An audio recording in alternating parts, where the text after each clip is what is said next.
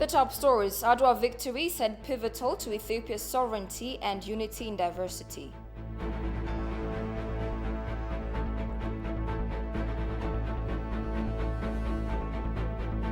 And CNN Africa reports colorfully about Ethiopian food and eating style.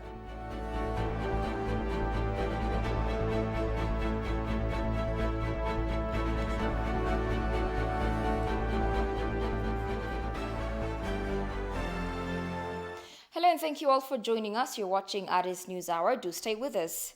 President Sahle-Work Zewde has arrived in Tanzania for an official working visit. Upon arrival, the president and her accompanying delegation were received by Tanzanian President John Magufuli. The two presidents also exchanged gifts. During her visit, President Sahle-Work is expected to discuss with Magufuli on ways for the establishment of the Nile Basin Commission. Tanzania is among the leading countries in signing the Cooperative Framework Agreement, CFA, which outlines principles, rights, and obligations for cooperative management and development of the Nile Basin water resources. Tanzanian President John Magufuli has pardoned 1,789 Ethiopian prisoners jailed for entering the country illegally. The release of the inmates is a result of talks held in Chato on Monday between the visiting Ethiopian counterpart Sahle-Work Zewde and President Magufuli.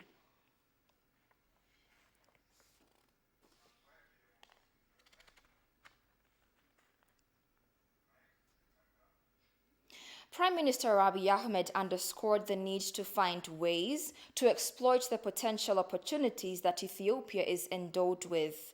The Awash National Park is one of them.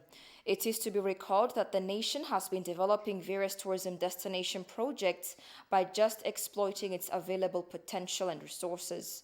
The Unity, Shaggar, and Ntoto parks are among these projects developed in the capital.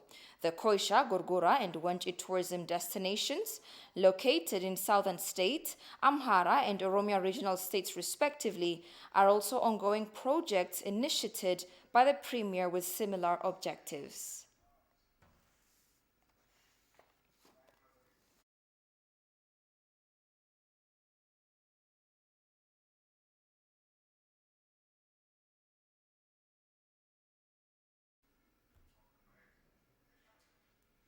Deputy Prime Minister and Foreign Affairs Minister of Ethiopia, His Excellency Demeqe Mekonnen, reaffirmed Ethiopia's commitment for peace during his recent talks, leading the Ethiopian delegation with Sudanese officials. Quote, "It is our firm position that reactivating the existing mechanisms and finding an amicable solution on settlement and cultivation are the only ways to bring a lasting solution to the issues in our Ethiopia-Sudan common border," he said. Policy Matters is a conversation platform which aims to provide reasoned analysis and context to the activities, reforms, and policies of the federal government of Ethiopia. Exploring various reforms the government is undertaking, the conversation platform aspires to enable nuanced and informed understanding. Do we have what it takes to transition into a digital economy? What would you say are some of the initiatives the government has taken so that we're not left behind and that we are actually transitioning or transforming into a digital economy? So for us as a country, moving to a digital economy and making ICT a priority sector, but also understanding the role that digital can have on our national priorities is a necessity, not only to have new sources of growth, but for survival. You know, how are institutions being empowered, be it at the Warada level, regional level, or federal level, to transform themselves to be digitally enabled institutions? Mindset is important. We need to build a culture of innovation. We need to build a culture of experimentation. It's all about being able to work together. It's about coordination. It's about collaboration. It's really important to be able to break those silences because we need to have data flowing.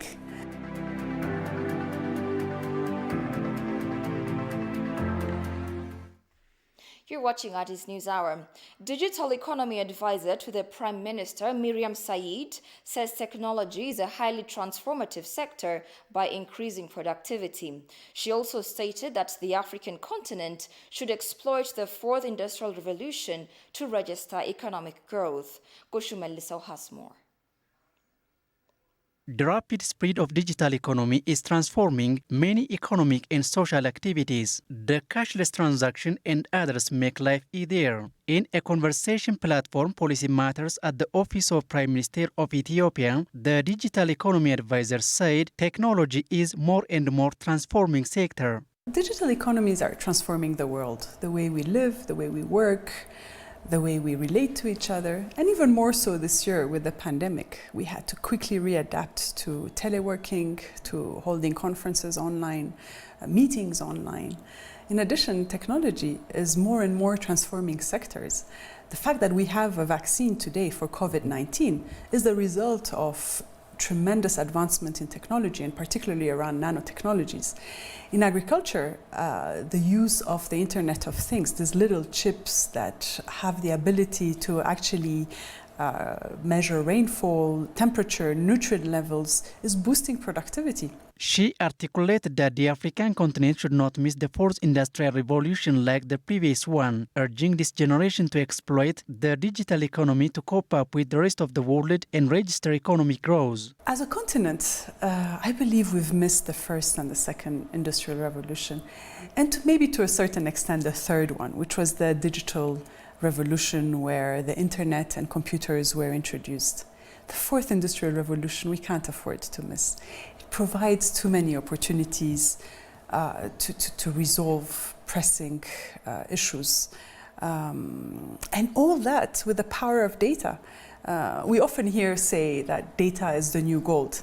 Data has become as important as human and financial resources. She reiterated that Ethiopia has tremendous potential to digital economy, adding failure in transition to the digital economy will widen the gap between poor and rich. Moving to a digital economy and making ICT a priority sector, but also understanding the role that digital can have on our national priorities is a necessity, not only to have new sources of growth, but for survival.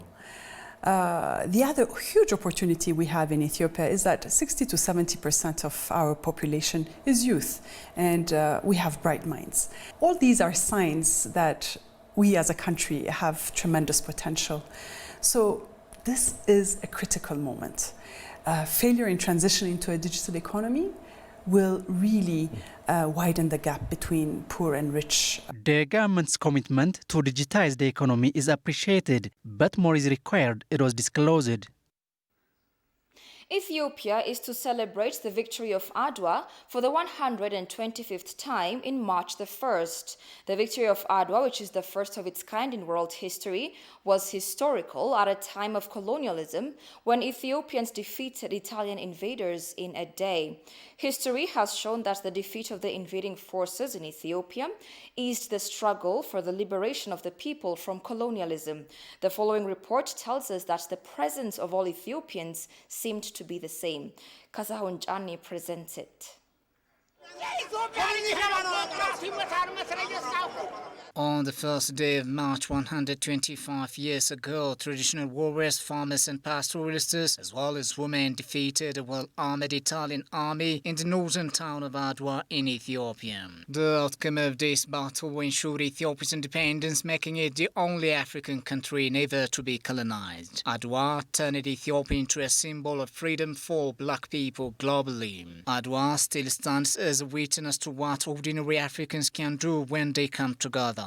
The Ethiopian army's victory checked Italy's attempt to build an empire in Africa. The victory had further significance for being the first crushing defeat of a European power by African forces during the colonial era. In the eyes of the Europeans, the victory of Adwa had created very high frustration. They are not human beings, and where they had a belief to make Africans their property, stood together and won Italy. It had brought about very great imaginations among Ethiopians. This is the reason why it is being said that Adwa victory ought to be celebrated where there are black people. It is a victory that ought to be celebrated in the whole of Africa and in a place the black Africans live. It is a victory which upsides down the superiority complex by the white over the black people. Adwa turned Ethiopia into the symbol of redemption and freedom for black people. The victory of Adwa provides lively lessons to generations to come. ጣሊያኖቹ የመጡት በትግራይ ነው። The Italian forces had entered in the north of Ethiopia in Tigray, but many of Ethiopians participated, being stood together, coming from every segment of the country. As we celebrate Adwa, we should also seize this opportunity to investigate many aspects that famous chapter and numerous revelations. So, the victory of Adwa quickly became the pride and inspiration of the subjugated people of the world and a beacon of hope for all those who resisted any form of domination of a people over others. Indeed, Adwa changed perspectives and history was never to be the same as in the pre-Adwa days for Ethiopians and of the people of African origin. Adwa is a common aim and a common plan. This is a victory where almost all Ethiopians being hand in glove and gathered from the north, south, east and west had participated brilliantly. Therefore, it's the victory of Ethiopia. This great victory has been a source of inspiration for struggles for freedom throughout the Pan-African world. Adwa has important lessons for Africans in their resistance against new forms of oppression at the time. We united should say Ethiopia, together with being Ethiopians. You must protect this country, and it is to say that we must safeguard the nation brilliantly. The Battle of Adwa, 1st March 1896, was a stunning victory for Ethiopia, but a rout and a disaster for Italy. Adwa, the story of Africans seeking to their freedom, played out against a background of almost unrelenting European expansion into Africa. The success of Ethiopia's forces assured that Ethiopia would be the only African country successfully to resist European colonization. Tigray State Interim Administration announced that it has established a regional emergency response and humanitarian assistance center. It is noted that it will enable a comprehensive response to the activities being carried out to rehabilitate the region. According to the Deputy Chief Executive of the Tigray State Interim Administration and coordinator of the center, Abebe Gebrehiwet, the interim administration is working to mobilize resources and rehabilitate the region. ዋናው ስራው ያሉትን The main task is to mobilize our resources properly and to deliver assistance without repetition, just to be fair. For instance, related to food supplies, as we have mentioned before, we observed our capacity and sequenced places which needed to be prioritized. Based on that and solving our problems in logistics, we tried to deliver humanitarian assistance as much as we could. So far, we have done that for about 1 million people. የምግብ አቅርቦትን ማድረግ ችለናል። It was stated in the briefing that the center will work to restore social services in the region, in addition to accelerating and strengthening its humanitarian assistance. ትምህርት ጋር በተያያዘ ትምህርትም ቶሎ የሚጀመርበት ሁኔታና Related to education, we are following the issues of returning students to school and making the schools ready to teach in order to start the learning and teaching process again. Health took the top priority here, and we are working on enabling the healthcare centers to provide service. We also are working to solve salary-related problems in the health sector. Similarly, we broadly are working on water supply and agricultural services. በተያያዘ የሚሰሩ ስራዎችን በሰፊው እየሄድንባቸው ነው ያለው። Deputy Commissioner of the National Disaster Risk Management Commission, Damene Darota, on his part said efforts are being made to deliver humanitarian assistance in a well-organized manner. The Deputy Commissioner said the humanitarian assistance will be strengthened to let the society get the deserving assistance by identifying areas that have not yet been reached. Unreachable pocket area is the right terminology. For example, in a place called Europe, we already have sent assistance, which we can say that is sufficient. We also are doing our best to deliver assistance in a shorter period of time by importing from other countries and distributing to places which are in need. In order to facilitate these efforts and to rehabilitate the region, the ECC establishment and all stakes from the federal government to the interim administration are working jointly.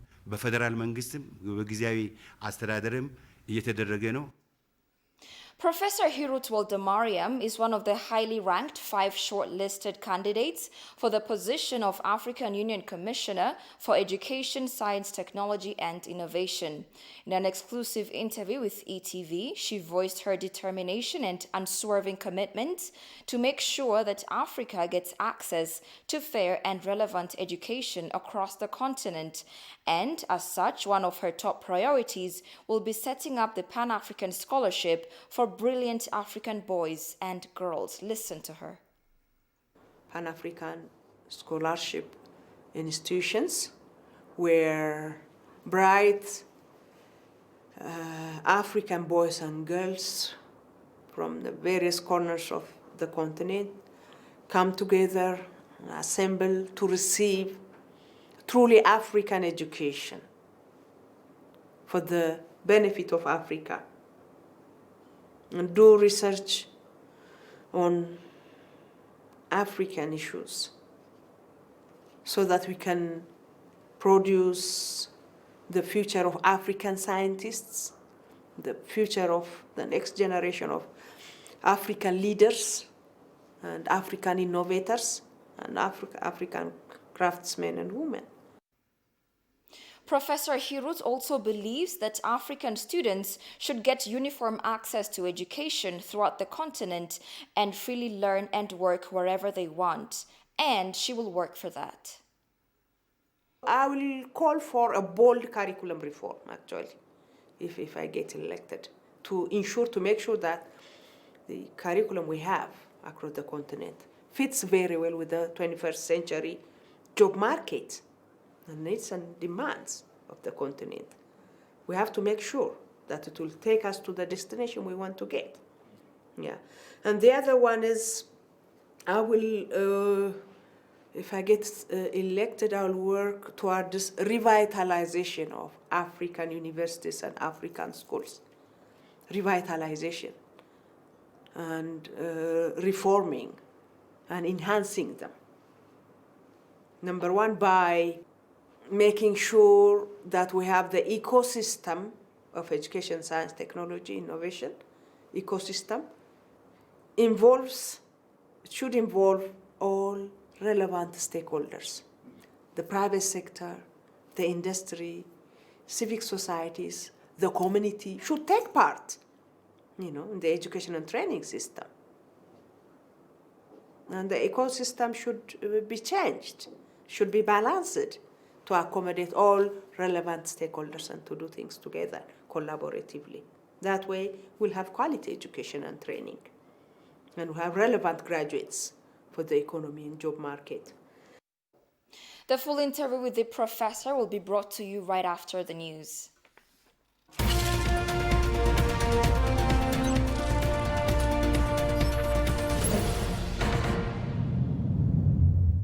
In business news, a discussion platform on the investment activities of the Afar regional state is underway in Semera town. Facilitated by the regional state, the one-on-one meeting attracted investors and other stakeholders, according to the Ethiopian Investment Commission, EIC. Chief Administrator of Afar Regional State, Awol Arba, and Commissioner of the Ethiopian Investment Commission, Lelise Neme, are in attendance of the meeting.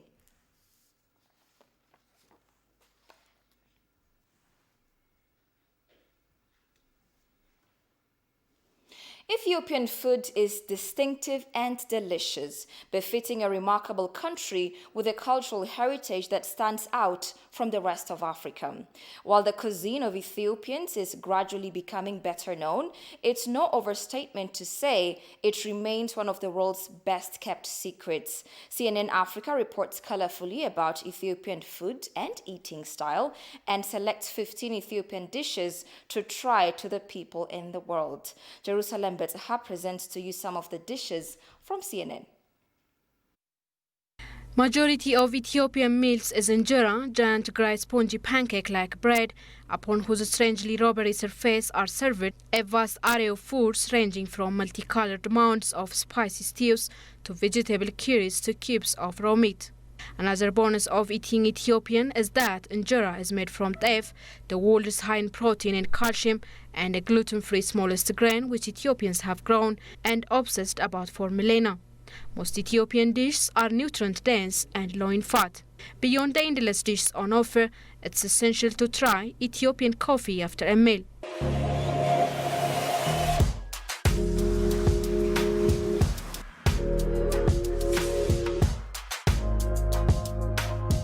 CNN Africa selects essential Ethiopian-based dishes to try for the people around the world. First in the CNN's list is tips. It's a sliced beef or lamb pan-fried in butter, garlic and onion. Tips is one of the most popular dishes among Ethiopians. It comes in a variety of forms, varying in type, size or shape of the cuts of meat used, and can range from hot to mild or contain little to no vegetables. A particularly recommended variation is shakla tips, in which the strips of meat arrive at your table, roasting atop a clay pot stocked with hot coals, dramatic and delicious. Then Ethiopians have traditional kitfo, which is made from the leanest meat. Kitfo is viewed as a big treat by ordinary Ethiopians, while its nutritional powers are also praised. Kitfo can be served with aibe, like dry cottage cheese, and gomen minced spinach, a recommended pairing, making the meal even more delicious, as well as specially filling, highly recommended after a hard day's traveling or if one is confronted with a hangover after a long night. Dorowot is typical to Ethiopians like kitfo. Ethiopians' version of curry and the ubiquitous companion of injera serve dorowot. While beef and goat are often used with wot, chicken, doro in Amharic, rhymes as diwot champagne.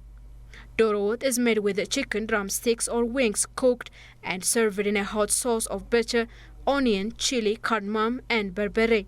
For Ethiopians, dorowot is the go-to meal of celebration during national and religious festivals. Next is beyanetu. The name of Ethiopia's most popular vegetarian dish translates as a bit of every type, hence injera arrives blanketed in piles of tasty and colorful vegetables, potatoes, curries, lentil stews, and more, creating a riot of colors and tastes. Due to Ethiopians' strong tradition of religious fasting and abstaining from meat, beyanetu is widely available around the country and served just about everywhere, from fancy hotels to tiny food shacks beside the road. Then we come to tre sega. One of Ethiopia's most popular delicacies is cubes of raw red meat. Two people typically order half a kilo of tre sega to share, which is eaten with injera or bread to clasp the meat you carve off the raw slab and dipped in copious amounts of mitmita. And then we come to shiro, a lightly spiced chickpea or bean puree. Shiro is particularly favored by Ethiopians on fasting days. One of the most unassuming dishes you will encounter, it can appear as not much more than slop. Don't be deceived, it's very tasty. CNN Africa says even in the challenging instance, Ethiopians stay true to tradition. A grant agreement worth €4.4 million was signed on Sunday to support the Intergovernmental Authority on Development IGAD for a transboundary South Sudan-Ethiopia conservation project of biodiversity in the Boma-Gambela landscape. The Executive Secretary of the IGAD, Dr. Warqina Gabayo, and head of the European delegation to Djibouti, Ambassador Aidan O'Hara, signed the agreement. He expressed the government's readiness and full support for the implementation of this regional project. In his remarks, Warqina praised, quote, a long-standing friendship between IGAD and the European Union that had grown from strength to strength. According to information obtained from Ethiopian Embassy in Djibouti, IGAD will be in charge of the global coordination of this transboundary project, while the Wildlife Conservation Society will be the implementing partner.